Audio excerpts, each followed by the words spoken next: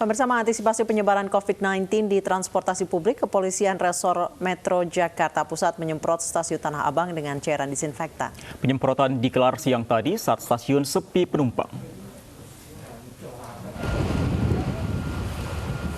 Mendatangkan petugas dari Satuan Brimob, Polres Metro Jakarta Pusat menyemprot sejumlah ruas di stasiun Tanah Abang, Jakarta. Sterilisasi ini sengaja digelar menyusul kembali meningkatnya jumlah pengguna moda transportasi kereta rel listrik di masa PSBB transisi. Meski stasiun telah disemprot dan berbagai protokol kesehatan telah diterapkan, kepolisian mengimbau agar masyarakat tetap disiplin dan menggunakan masker selama beraktivitas. Membersihkan dekontaminasi dari virus atau bakteri yang ada di sekitar kita. Ini perlu kita lakukan karena memang aktivitas khususnya yang ada di stasiun ini cukup tinggi. Kemarin dari mulai dibukanya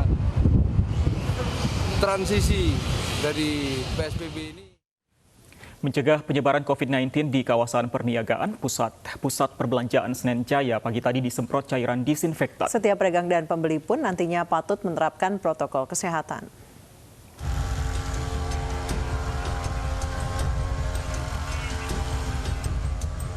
Guna mencegah penyebaran COVID-19, petugas Sudin Penanggulangan Kebakaran dan Penyelamatan DKI Jakarta menyemprot cairan disinfektan di Pusat Perbelanjaan Senen Jaya, Jakarta Pusat pagi tadi.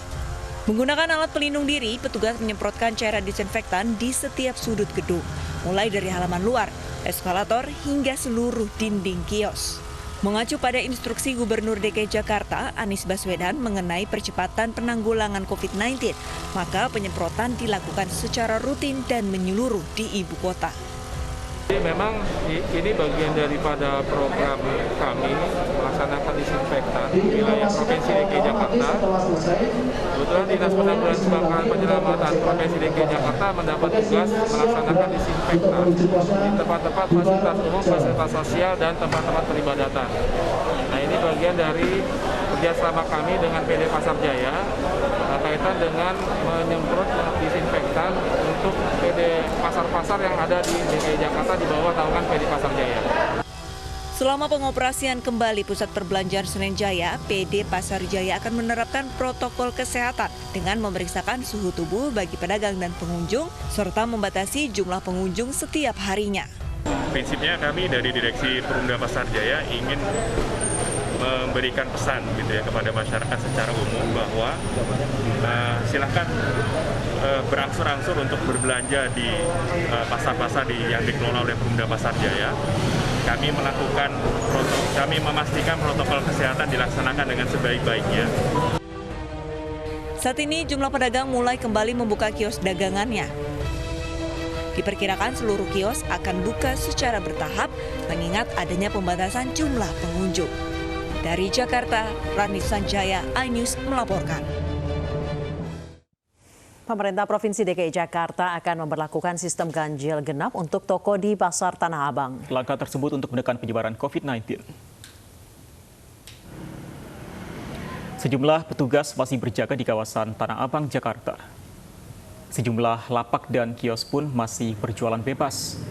15 Juni mendatang, Pemprov DKI Jakarta akan menerapkan sistem ganjil genap berdasarkan nomor toko. Hal tersebut adalah upaya dari penerapan protokol kesehatan di masa PSBB transisi.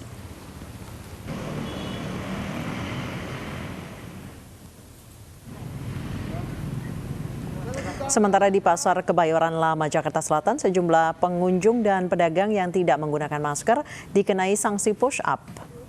Selain itu, petugas juga memeriksa suhu tubuh para pengunjung secara acak dan mengimbau agar menggunakan masker dengan benar dan tetap menjaga jarak aman saat berbelanja. Di masa PSBB transisi saat ini, aktivitas Pasar Kebayoran Lama masih ramai seperti biasa dan padat pengunjung. Petugas yang ada di lokasi tetap berjaga dan terus mengatur warga yang beraktivitas di sekitar pasar untuk mengikuti protokol kesehatan.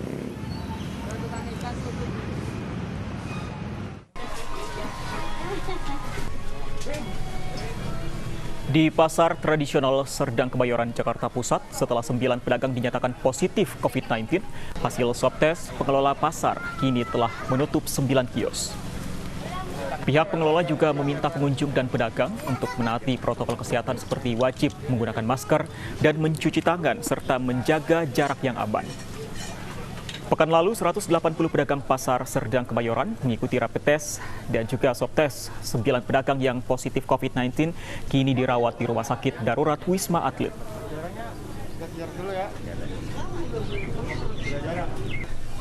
Oh iya Pak, ya. Sementara itu, sejumlah pusat perbelanjaan di Kota Bekasi, Jawa Barat mulai melakukan simulasi menuju new normal. Tidak hanya tenan food and beverage dan kebutuhan pokok saja, tenan retail wajib beroperasi dengan menerapkan protokol kesehatan.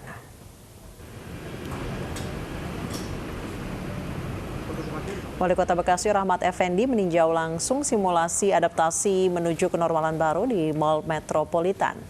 Sejumlah tatanan kesehatan sesuai protokol kesehatan diwajibkan pada seluruh tenan baik rumah makan maupun retail. Sementara sebelum masuk, selain menggunakan masker, setiap pengunjung diwajibkan mencuci tangan terlebih dahulu serta diperiksa suhu tubuhnya dan menjaga jarak dengan pengunjung lain. Pengelola mal juga akan membatasi jumlah pengunjung hanya 50% dari kapasitas untuk mencegah terjadinya kepadatan. Selama ini saya tidak pernah memberikan izin buka mal, tapi mensimulasi. Artinya kalau saya mensimulasi di dalam sebuah pengelolaan mal, di dalamnya tentunya ada ya tempat makan, ya ada toko-toko. Nah, sepanjang itu terpenuhi, yang pertama adalah saat pintu masuk ya ada termogan, ada petugas yang mengecek jumlahnya, baik jumlah masuk dalam kapasitas mal maupun jumlah dalam tenan-tenan yang ada. Terus masker wajib, itu hukumnya wajib. Tapi itu wajib hukum positif, bukan wajib akidah ya. Nah, saat hukum positif dipenuhi berarti kita tidak perlu khawatir lagi terhadap. Pemirsa, Pangdam 5 Brawijaya Mayor Jenderal TNI Widodo Iriansyah menegur Wali Kota Surabaya Tri Risma hari ini. Pangdam meminta kepala daerah bekerja berdasarkan fakta dan bukan drama. Dalam rapat koordinasi di Gedung Gerahadi, Surabaya, Jawa Timur, Pangdam 5 Brawijaya meminta agar setiap kepala daerah bekerja sama menangani COVID-19. Lebih lanjut, Pangdam menegaskan bahwa TNI dan Polri siap bekerja sama dengan kepala daerah yang berlandaskan data dan bukan drama. Pangdam meminta keseriusan kepala daerah, khususnya yang masih menyandang status zona merah. Jadi saya minta untuk menyelesaikan masalah ini, janganlah kita pakai data, fakta, atau drama dan sebagainya. Mari kita real di lapangan. TNI Polri mendukung sepenuhnya. Apa ini kita ini, apa dimiliki Polri, kita berikan semuanya. Untuk tentang Kapolda ya. Kita jalan terus dengan Pak Kapolda berdua, dengan Ibu Gubernur juga berdua, bertiga. Jalan terus menunjukkan pimpinan. Tapi tidak bisa kita bertahan terus seperti ini. Nah, ke depan, Nun Sewu Ibu Risma, Ibu sudah mengembangkan protokol di pasar, mengembangkan di ruko, mengembangkan di restoran, mengembangkan di mana namanya, kalau di Gresik mungkin di Sidoarjo ada pesantren Tangguh, pasar Tangguh, kemudian kawasan industri Tangguh, pabrik Tangguh. Ini menjadi ciri khas Jawa Timur, Pak. Ini yang harus kita perkuat terus. Supaya jangan sampai kita ini berdebat soal new normal, PSBB, new normal, PSBB, tapi apa iki jalan keluar. Sementara itu, Wali Kota Surabaya Tri Risma hari ini tidak memberikan tanggapan apapun atas teguran dari Kapolda Jawa Timur dan Pangdam 5 Brawijaya.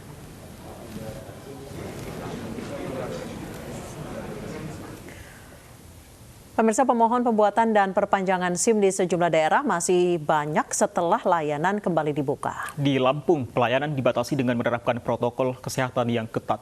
Sementara di ibu kota, Polda Metro Jaya memberikan dispensasi bagi warga yang masa berlaku SIM-nya habis saat pandemi corona.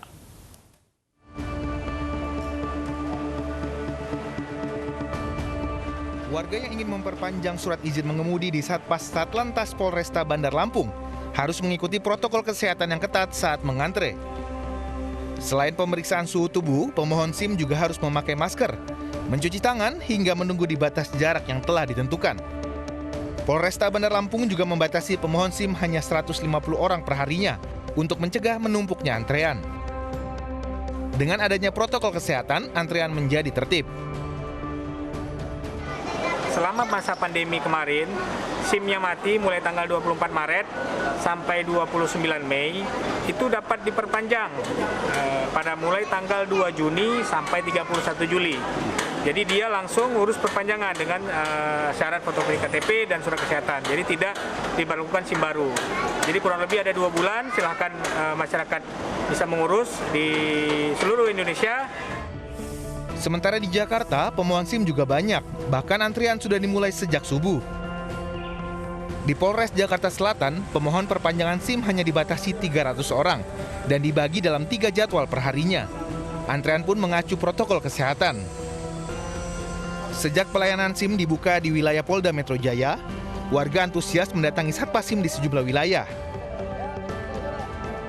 Saking banyaknya warga yang ingin memperpanjang masa berlaku SIM agar tak kena tilang dan membuat SIM dari awal lagi, jaga jarak fisik pun sempat terabaikan, seperti yang terjadi di Satpas SIM Jakarta Timur pada 2 Juni lalu. Padahal, Polda Metro Jaya sudah memberikan dispensasi bagi warga yang masa berlaku SIM-nya habis saat pandemi Corona. SIM bisa diperpanjang hingga akhir Agustus 2020. Tim Liputan iNews melaporkan.